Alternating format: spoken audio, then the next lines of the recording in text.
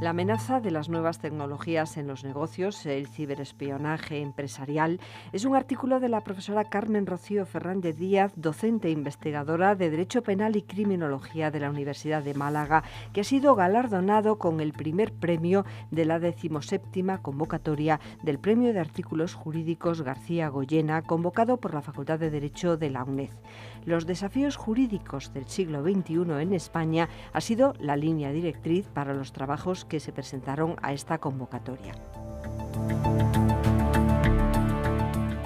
Hablamos con Carmen Fernández de su artículo, de ese artículo galardonado con el primer premio, un trabajo que se enmarca en su actual línea de investigación relacionada con la delincuencia económica, las nuevas tecnologías y el derecho penal. Y también, como Carmen realiza tareas de asesoramiento jurídico para la Comisión Europea, seguramente nos hará algún apunte internacional.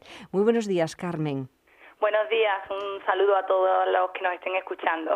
Bueno, y la primera pregunta, aunque todos hemos oído hablar del ciberespionaje, me gustaría que nos concretase un poco cuando hablamos del ciberespionaje en el ámbito empresarial. Sí, bueno, el término espionaje ya sabemos todos que se ha empleado generalmente para referirse a esa práctica ilícita que algunos estados han llevado a cabo para descubrir los secretos de otro estado, ¿no? Sin embargo, el espionaje, como todos sabemos, no se tiene por qué limitar exclusivamente a los secretos de un estado, sino que también puede ir referido pues a la vida privada de las personas, o bueno, como es el caso del trabajo que he presentado al concurso, de la información confidencial de una empresa, ¿no?, conocida como secretos empresariales. Hay que partir de la base, por tanto, de que el ciberespionaje no es un delito nuevo, sino que es una forma nueva de cometer un delito clásico, el espionaje, ¿no?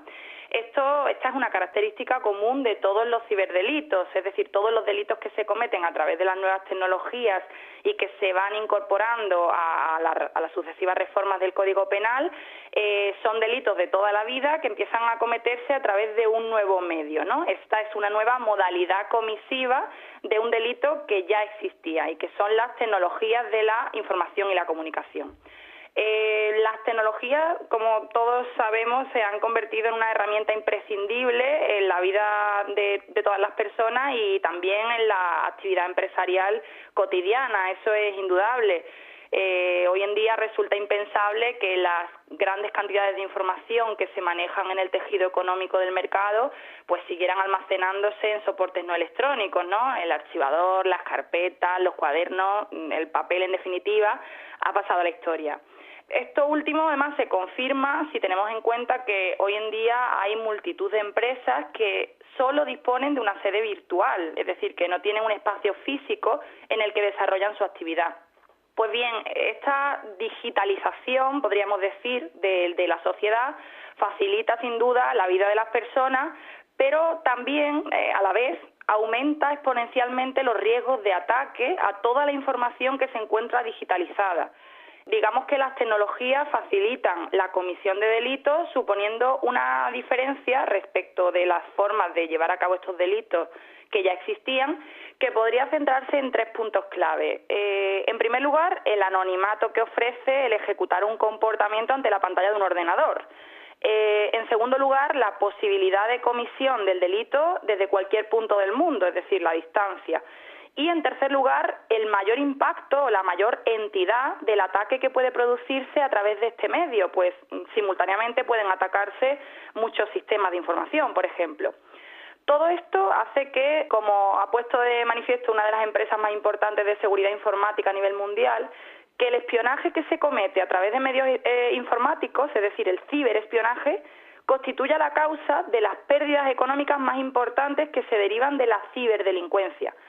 Por lo tanto, ese aumento del riesgo de ataque que conlleva la comisión del espionaje, entendido en sentido clásico, a través de las tecnologías, deriva efectivamente en mayores pérdidas económicas y vemos así pues la evolución, ¿no?, como he dicho, del espionaje clásico al ciberespionaje, con unas consecuencias mucho más perniciosas que anteriormente, ¿no? Entonces, en el ámbito de la empresa, el impacto de esta conducta delictiva merece una especial atención. Un desafío jurídico no Sin solamente para duda, España, sino internacional. sin duda. Carmen Fernández, en este artículo, bueno, que se va a publicar en la revista digital de Derecho de la Facultad de Derecho de la UNED, Sí. el artículo se titula La amenaza de las nuevas tecnologías en los negocios, el ciberespionaje empresarial, detalla las modalidades comisivas más frecuentes del ciberespionaje.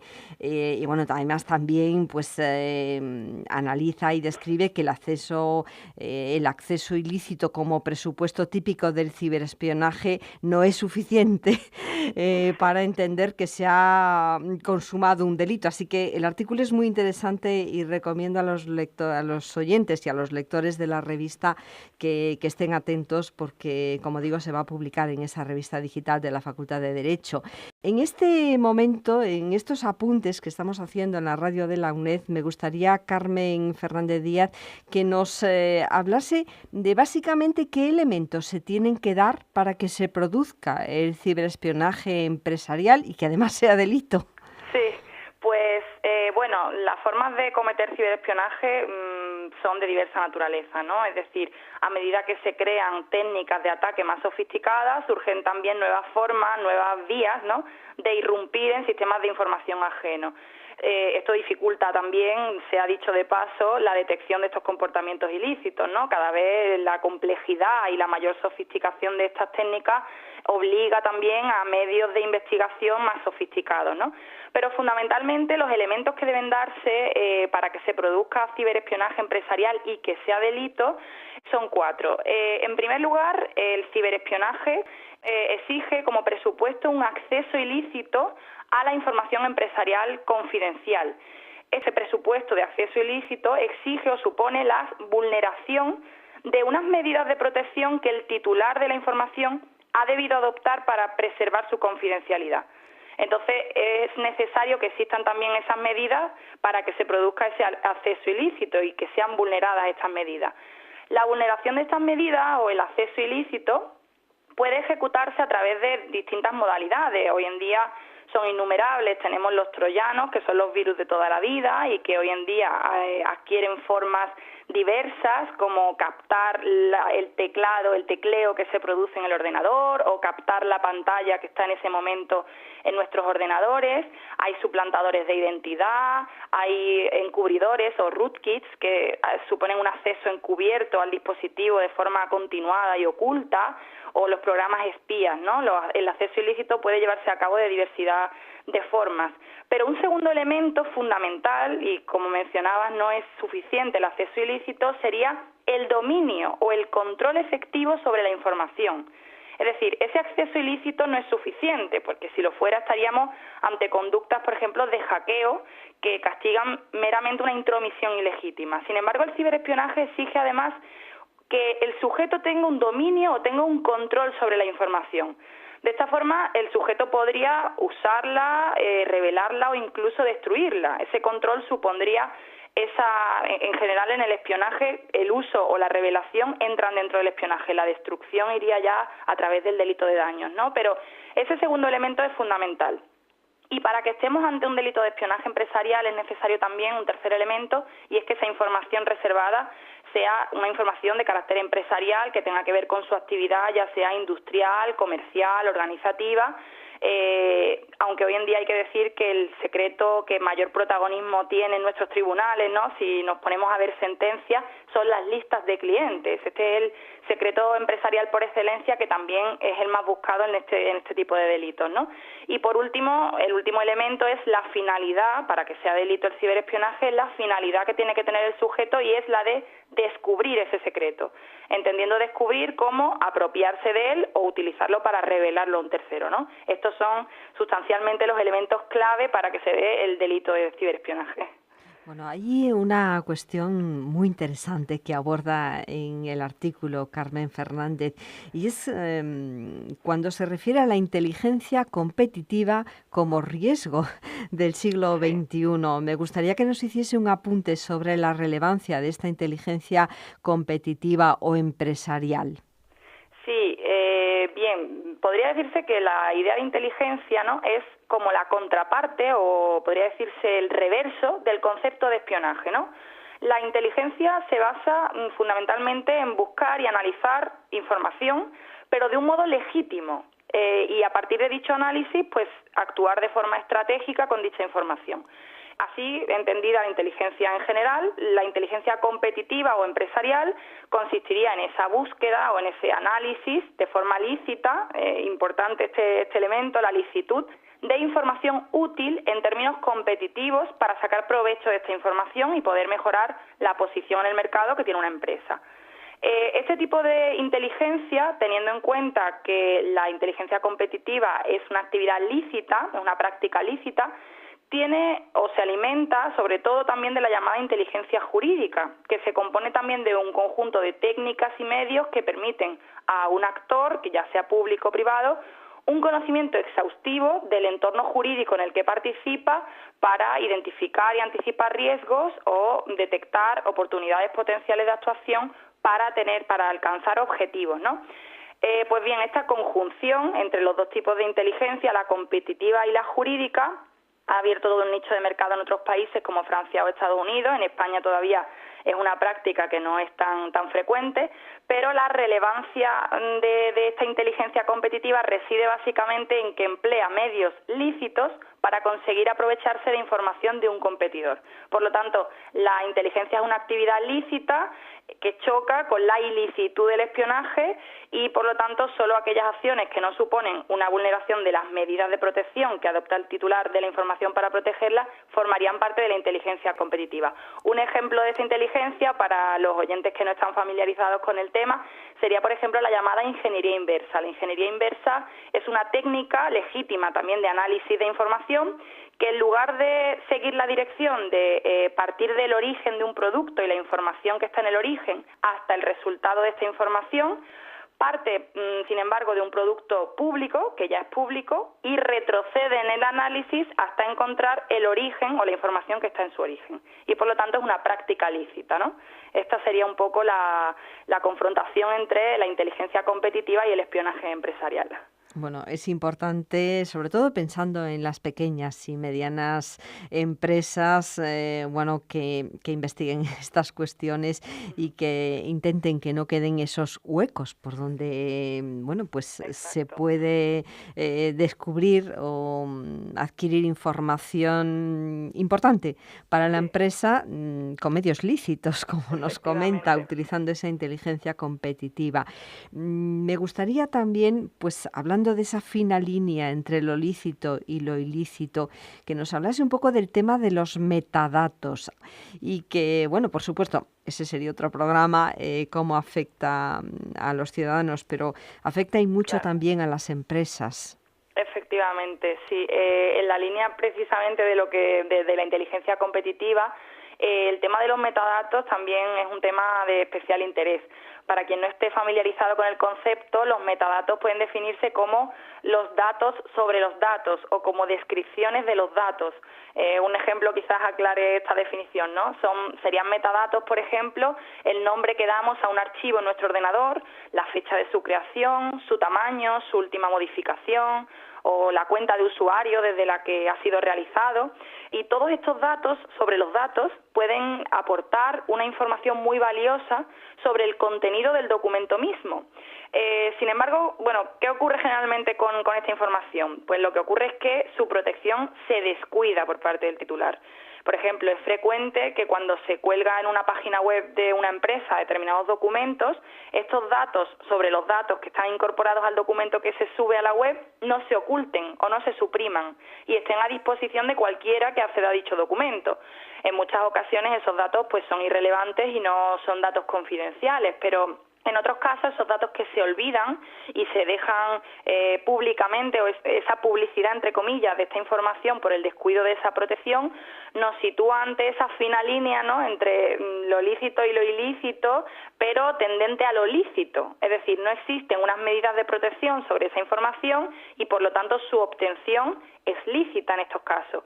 Ocurre lo mismo cuando, por ejemplo, alguien se deshace de determinados documentos tirándolos a la basura, ¿no? Existe una práctica, que es la práctica del basureo, diríamos en castellano, o más conocido con el término anglosajón de dumpster diving, que también plantea dudas por considerarse una conducta fronteriza entre lo lícito y lo ilícito. De hecho, en Estados Unidos es considerada una práctica ilícita, pero en nuestro ordenamiento podríamos decir que esta es una práctica lícita.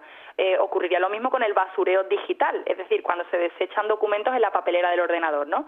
La idea central de estas conductas radica generalmente, por tanto, en su licitud, es decir, se entiende que son lícitas porque si un competidor extrae información de los metadatos de los archivos subidos a la web o de la basura, en el ejemplo que he puesto, su titular no puede ampararse en que dicha información constituye secreto de empresa, al haber descuidado esa protección sobre la misma, ¿no? En definitiva, esa fina línea se rompe a favor de la licitud, ya que en el momento en que se abandonan las medidas de protección de un secreto, este pierde su propia existencia. Y por ello es importante, como comentabas, pues prestar atención a la protección de la información sensible mientras ésta tenga valor, ¿no?, para minimizar todo tipo de riesgos de ataques sobre esta información, algo de lo que no siempre se tiene conciencia, ¿no? Bueno, ya para finalizar, Carmen Fernández, ¿cómo se contempla en la legislación? En el artículo viene perfectamente reflejado, pero en este programa le pido un apunte sobre cómo se contemplan en la legislación los delitos relacionados con el ciberespionaje. Y no solamente como es un asunto que trasciende las fronteras de cualquier Estado, pues con carácter general, ¿cómo se contempla?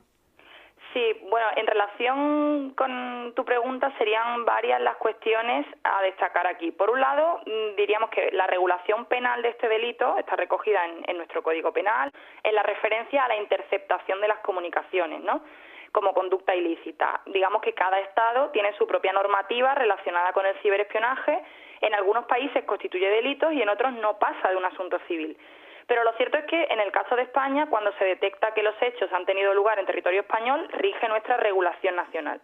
Esto respecto a la regulación penal. Por otro lado, respecto a la regulación civil o mercantil, que también la tenemos, de estos comportamientos, porque no siempre tienen la suficiente entidad para que el derecho penal intervenga, que es la rama del ordenamiento, digamos, del ordenamiento a la que habría que acudir en último lugar. Desde el derecho civil, en la Unión Europea ha surgido una iniciativa por parte de la Comisión Europea de homogeneizar conceptos y regulaciones de los distintos Estados miembros a partir de una directiva del año 2016 que ha dado lugar a que el Ministerio de Justicia haya sacado recientemente un anteproyecto de ley de secretos de empresa, concretamente el 8 de febrero de este año, y sobre el que se ha pronunciado a través de un informe el Consejo General del Poder Judicial el 22 de marzo, y cuya versión definitiva se prevé que estará lista en el mes de junio de este año. Esta ley, que deriva de la directiva que acabo de mencionar, pretende unificar la regulación relativa a los secretos de empresa y, por lo tanto, relacionada con el espionaje y el ciberespionaje en los distintos Estados miembros de la Unión Europea. Porque la tendencia es precisamente, teniendo en cuenta que es una actividad que no tiene fronteras, ¿no?, como dice, es que los diferentes Estados de la Unión Europea pues puedan disponer de una misma medidas preventivas, dar respuesta similar a estas cuestiones, con las mismas garantías procesales, sanciones, etcétera. Cuestión distinta es la necesaria cooperación internacional a nivel judicial y policial que exige este tipo de delincuencia, ¿no? Porque sin esa cooperación sería de difícil resolución casos como los que estamos mencionando, ¿no? Cuestiones tan relevantes como la determinación del lugar de comisión de los hechos o los sujetos responsables o la jurisdicción que es competente, pues serían imposibles de resolver si no existiera esta cooperación.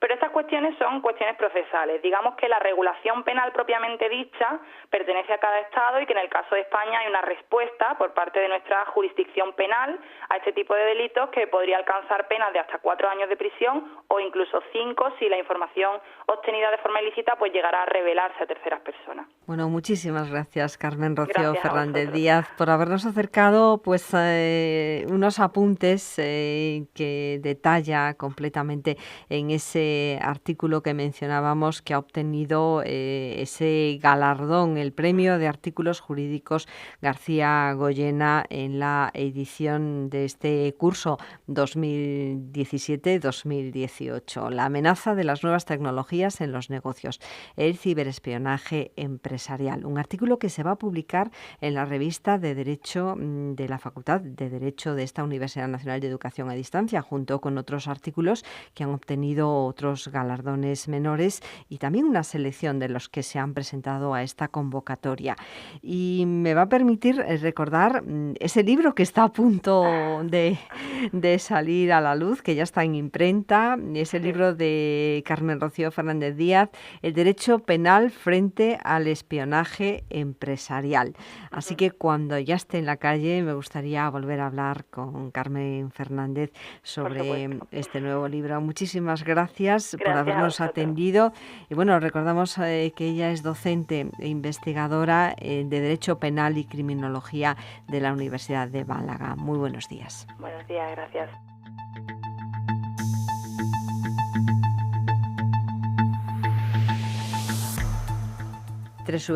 www.uned.es, la universidad pública más cercana, uned.es.